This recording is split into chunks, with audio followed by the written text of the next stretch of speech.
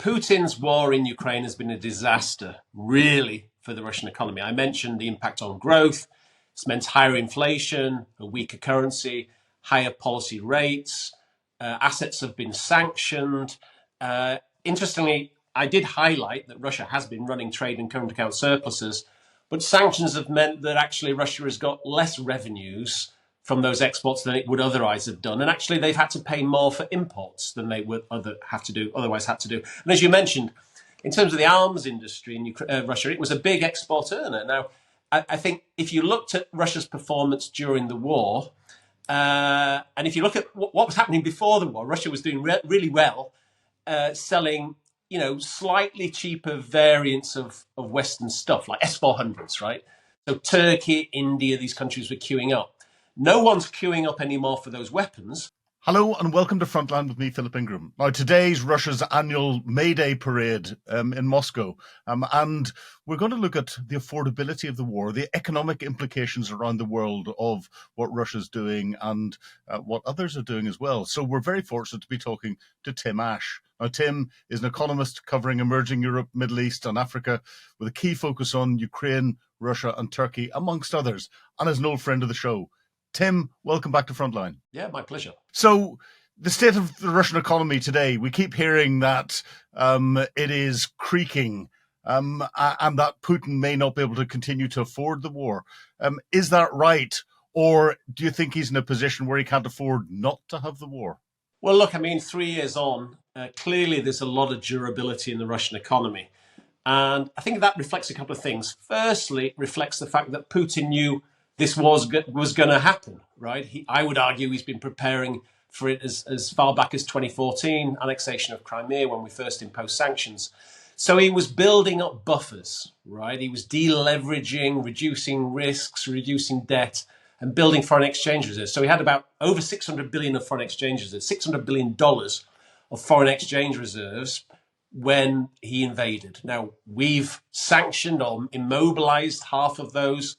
Still had half of it.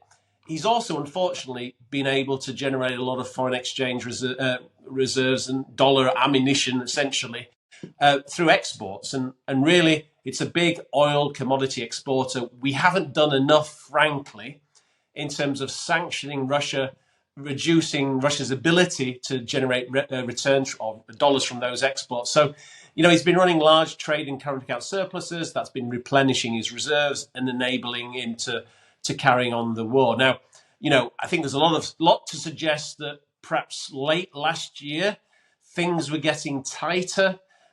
He was making difficult decisions probably that they wouldn't want to normally make. They had to hike interest rates to defend the currency. Things were looking a bit more difficult. And then, the Trump presidency came in and, lots of talk about, a peace deal and easy terms for Russia.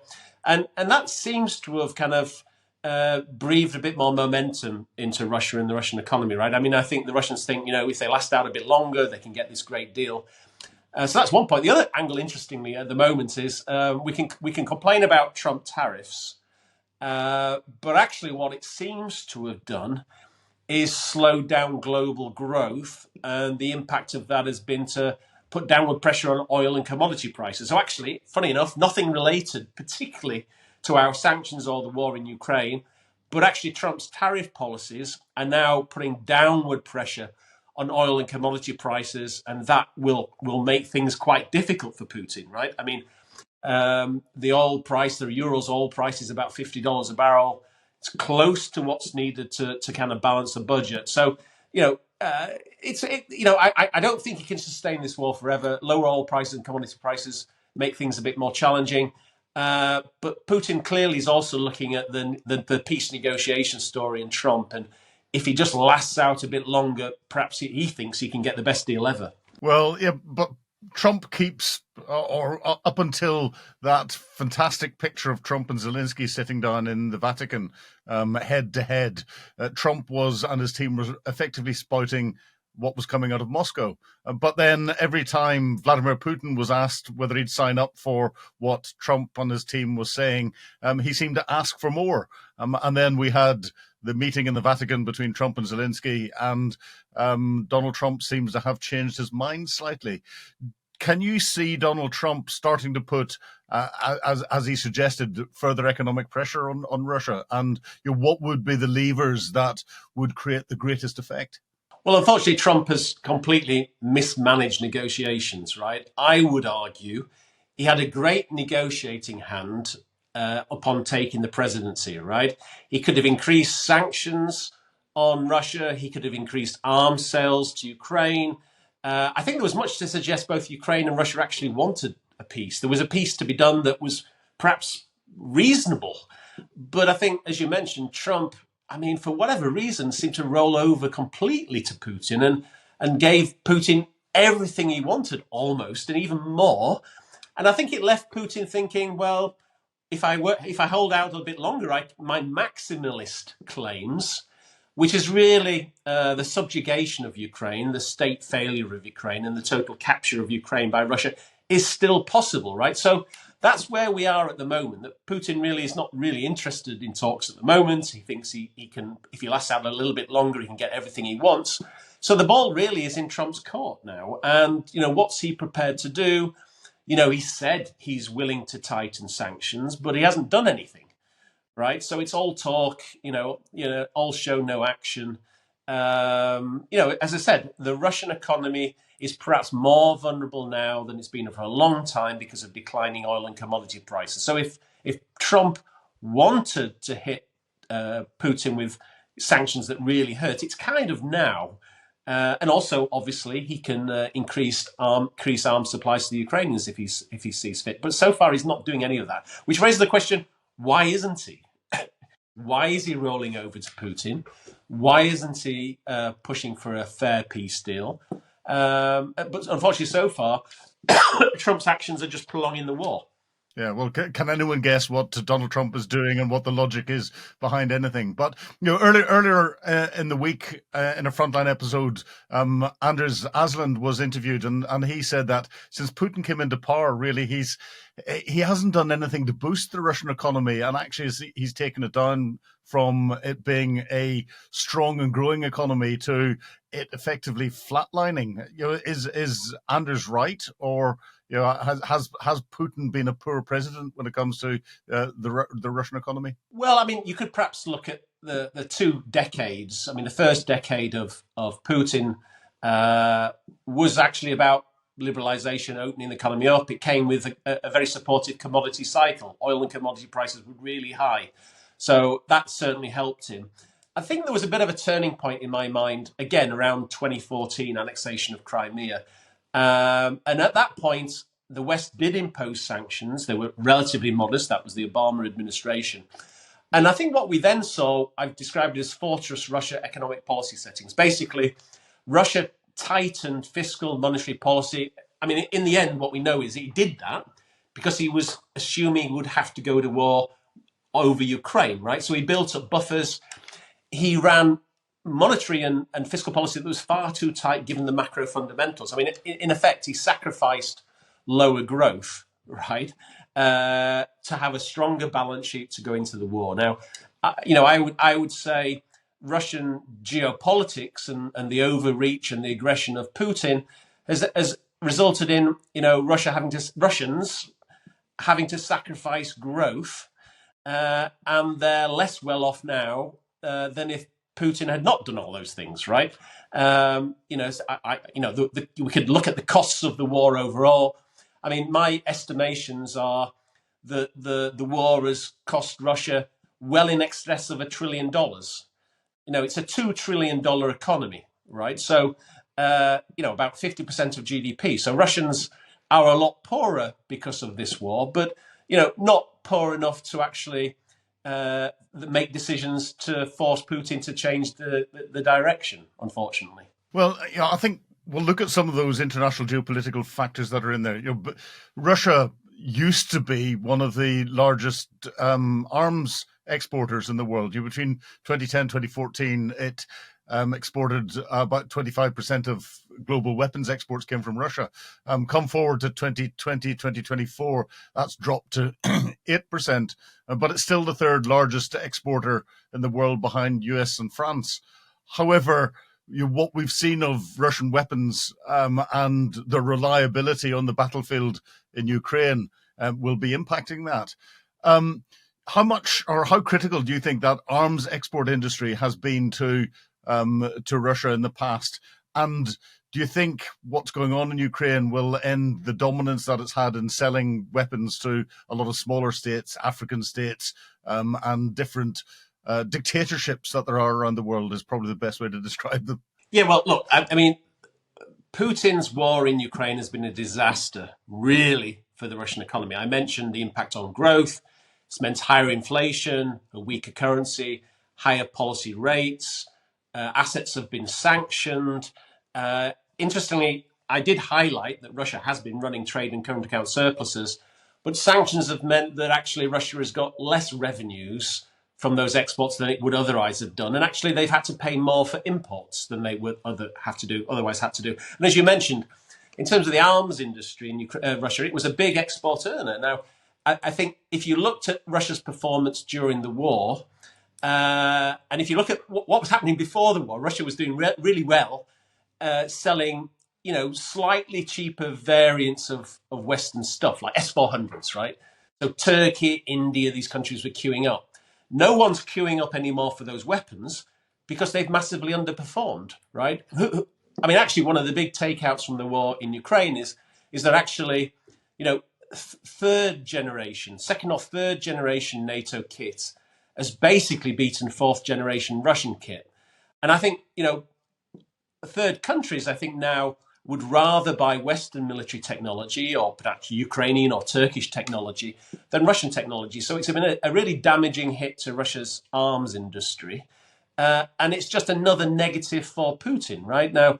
So they all add up to lots of negatives for the Russian economy. But in the end, it's not really been enough to deter Putin from doing what he's doing in Ukraine. And, that's because in the end, we haven't done enough in terms of sanctions. We could have done a lot more. We haven't been willing. In the end, a successful sanctions regime is not pain-free. There is a cost. It does hurt us as well as Russia, but actually we're a much bigger economy. If you think of Western liberal market democracies, we're like $50 trillion in total. Russia's a $2 trillion economy. We should be able to share the burden of sanctions and be able to cope with them much more than Russia. So we could have done a lot more, but we've not been willing to take some of the pain. As I mentioned now, with oil prices lower, maybe it's an opportune time for the Americans actually or Trump, I should say, to actually do something serious and force Putin to the negotiating table. Yeah, now, Russia politically is interesting in that it's got its formal political structures, but those are, is underpinned the right word by the relationships between the different oligarchs, with Putin effectively being the oligarch in chief. What is that economic relationship between the state and the sub-state, the almost organized criminal state that seems to underpin it? Well, it's a kleptocracy. It's a corrupt. No deal, no big business deal gets done without Putin's nod or say. I mean, entities like Gazprom, these are agents of the Russian state, right? There's no doubt about it. All the big oligarchs, I would argue now, operate on behalf of Putin, right? I mean, it's a machine, and people have hope that the population might rise up against Putin or oligarchs. Obviously, we saw Prigozhin, which was a really interesting scenario. In the end, I think those Russian oligarchs have just valued their own lives and their own money more than maybe scruples or the future of Russia itself, right? Well, I think we find oligarchs that go against Putin, and they tend to leave their very high-powered positions and take up a window cleaning job, which isn't very healthy at the moment. But again, looking at the reach that there is around the world and trying to put this into geopolitics, we've seen Russia's effectively being pushed out of the Mediterranean and the Middle East, and how that's potentially impacting Africa. What is the relationship between the Russian economy and its reach into Africa and oligarchs? And I'm going to try and look at that into the axis of evil as well, and then into the BRICS organization. Yeah, I'm not sure necessarily that Russia's Russia's sort of move into Africa, or you could say Syria, was necessarily economically driven. I think it was all to take strategic advantage. You know, you could look at Putin's pivot into Syria in 2015. It was to get leverage with Europe, right? I mean, you know, if you think back to that period, the Assad regime was on the back foot. There was a lot of optimism. You could have seen regime change there. In the end, Putin intervened, propped up the regime, and you end up with this huge migrant flow out of Europe, out of Syria, that obviously destabilized Europe and has been part of the rise of the far right, populist movements in Europe, right, on the anti-immigration feeling. So Putin did that because at the time, if you remember, he wasn't particularly winning in Ukraine. He did it to extract leverage, and also I think we saw that in Africa. I mean, I think it was a Russian foreign minister once said, you know, Russian foreign policy is all about going around the world creating problems and then offering to clear them up. It was Gromykin, obviously. Gromykin, I mean, it's a classic line. I think that's the reality. That's how Putin sees the world, right? He goes around trying to create problems for the West, which gives him leverage on what he really cares about. And what he really cares about is Ukraine. Now, Putin, I think it's important to think that Putin wakes up every day thinking about how to screw Ukraine, how to get Ukraine. He's obsessed with it. And that's why I think, you know, when you look at Trump's peace deal, you know, this idea that you could, forcing Ukraine to surrender territory for peace, you know, Putin will not be content with a peace in Ukraine unless he gets the whole of Ukraine, unless there is no Ukraine. So it shows a fundamental lack of understanding of Putin and Russia by the Trump administration. And I think Europe has finally got it. Fortunately, for whatever reason, European leaders, I think, finally get the existential threat from Russia and from Putin to Europe, which is why they're not going along with the Trump narrative. Yeah, well, it's taken them a while. But then now, putting your Russia into other contexts, how important do you think is this unofficial relationship that there is between Russia, Iran, China, North Korea? And is it a sign of desperation, do you think, that Putin is relying on them, especially North Korea, for a lot of its military material that he needs to support his tactical operations? Well, lots of interesting angles there. I would probably argue the fact that Putin had to rely on troops from North Korea and munitions from North Korea reflected two things. One is his own weakness, the own inability of the Russian military to generate enough troops and kit, whatever, to defend its Kursk, the Russian Federation. And secondly, that the Chinese probably weren't doing enough, or they weren't doing what the Russians expect in this partnership with no limit. So, I mean, a lot's made of the sort of Putin-Xi relationship and the fact that obviously Xi is in Moscow today for the victory parade. But actually, I think the Chinese have been quite careful to calibrate, how much support they've given to Russia, not to undermine the core relationship for China. And the core relationship with China is not Russia. The core relationship with China is the Americans, right? And so they played the war in Ukraine, the Chinese, to kind of provide the minimum amount of support to Putin to kind of keep him in power without annoying the Americans too much. And that's actually, I think, why Russia ultimately went to North Korea for troops and munitions. And I don't think the Chinese were particularly enamored with that. I mean, China wants to dominate that relationship with North Korea. It's nervous about North Korean nukes, right? And I think Putin probably put Xi's nose out of joint a little bit by that deepening in the Russian-North Korea relationship, right? And you mentioned Iran, and that's another angle, and another kind of complication. I mean, very interesting what's going on now with the US, the Trump Iran kind of peace effort through Oman. Obviously, Iran has been pretty important in supplying drones to the Russians against the Ukrainians. You would hope that the Americans would be putting pressure on Iran as part of that peace deal to limit their military supplies to the Russians. But, a lot can go wrong still in terms of that peace process. And at the moment, I guess we've had this alliance, China, Russia, North Korea, Iran. But also we have this, this new one, which is Trump's reach out to Putin, presumably because ultimately the Americans are worried about the hegemonic battle with China, right? So again, this whole this could all be thrown into disarray in a way by Trump himself.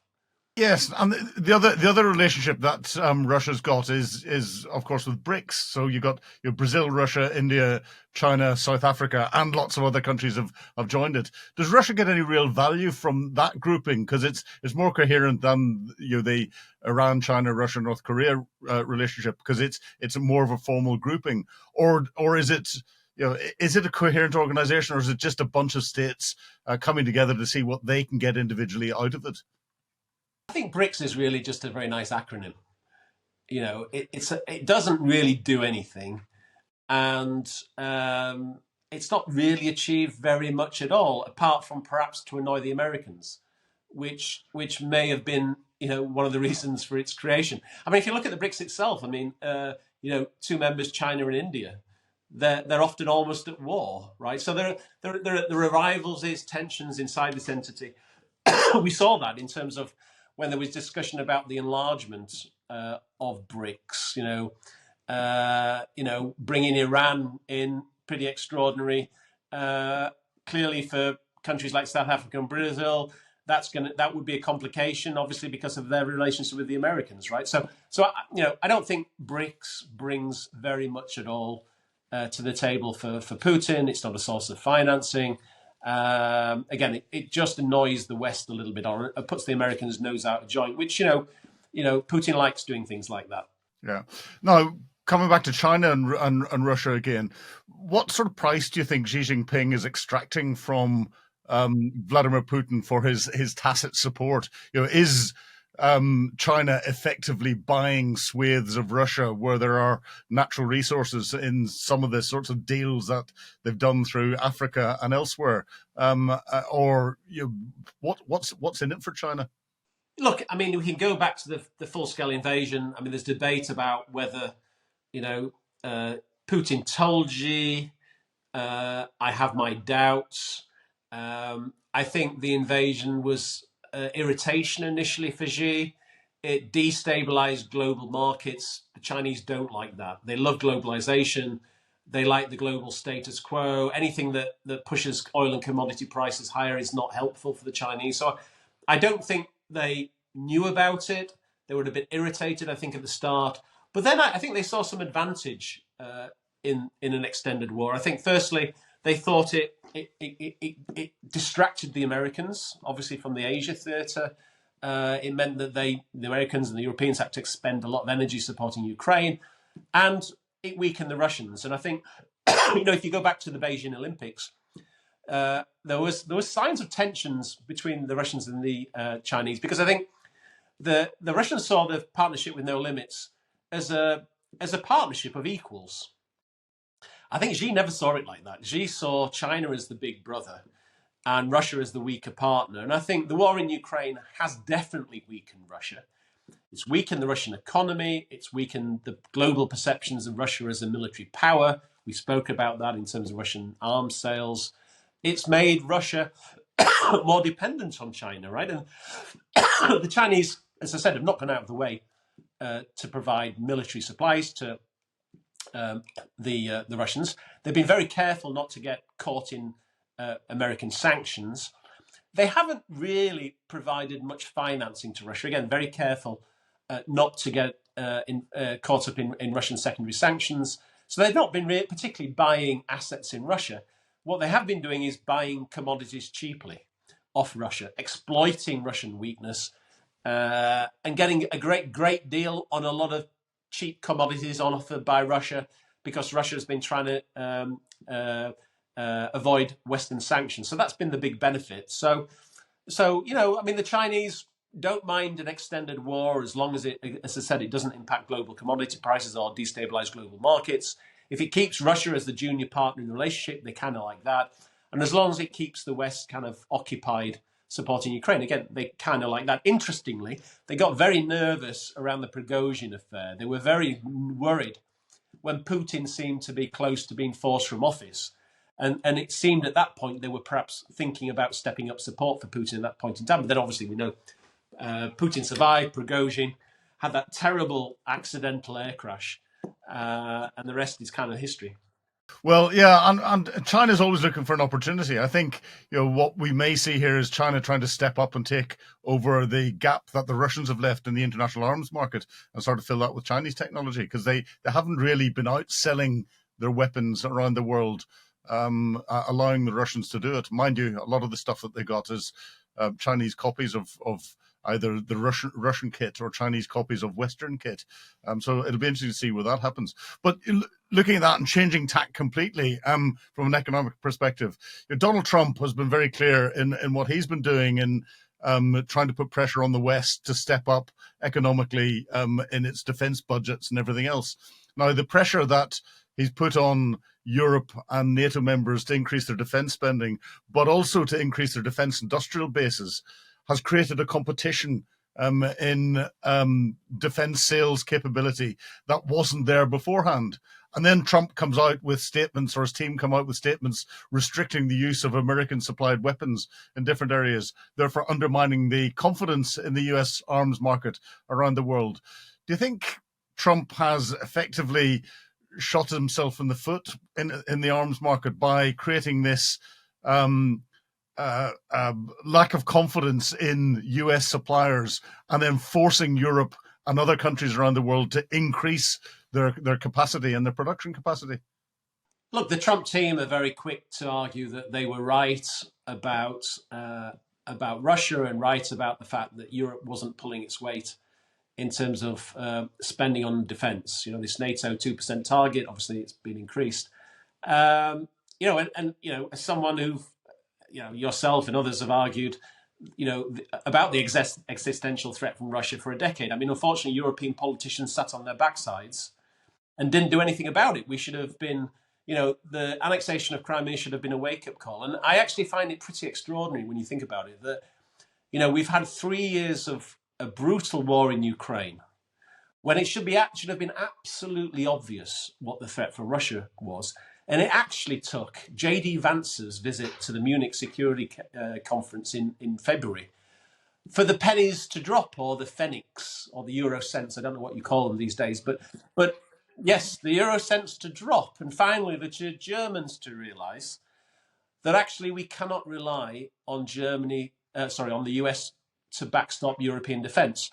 And thank God for J.D. Vance's visit. He spoke about the fact that, I think what was interesting about J.D. Vance's visit, he mentioned that there are different values between the Trump administration and Europe. And I think actually now Europe is realizing that Europe and the US not only, or Trump administration, I should say, and Europe not only have different values, but different interests. The number one national security threat to the Americans is China. China is very low down the list, I think, for Europe. Russia is top of the list. And, I think finally Europe has realized that they have to develop an autonomous defense capability. Unfortunately, it takes time, right? I mean, we can talk about going from 2% to 2.5 and 3% of GDP defense spending for European NATO, but we lack the military industrial complex, we lack the troops, it takes time. And this creates a time problem, right? I mean, yes, we can, Europe is a huge economy, 20 or 27 trillion or something. It's a big economy.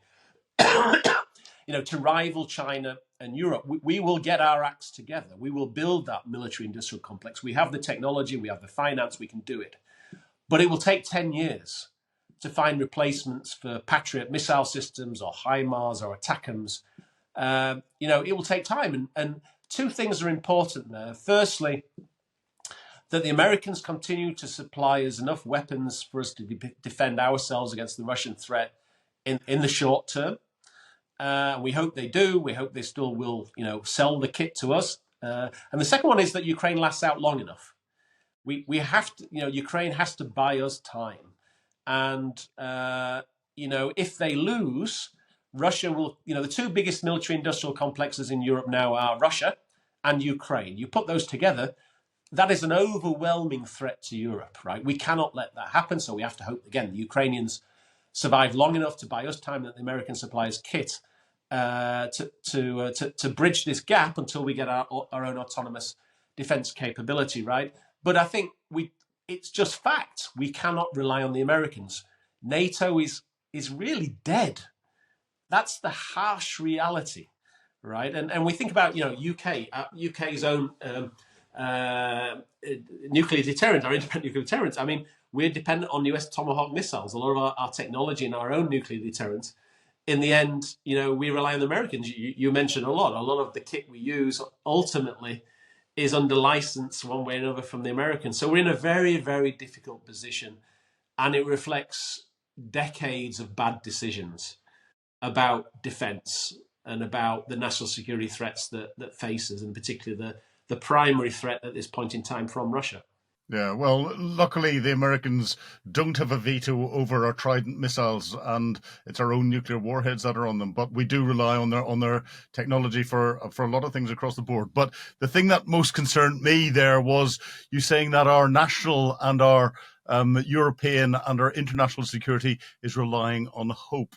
So, Tim, I think relying on hope is probably a good way to stop this today, because it leaves us plenty more to talk about at some stage in the future. But thank you very much indeed for talking to me once again on Frontline. My pleasure. Good to speak. You've been watching Frontline with me, Philip Ingram. If you'd like to be amongst the first to get exclusive content, please subscribe to Times Radio membership at the link below.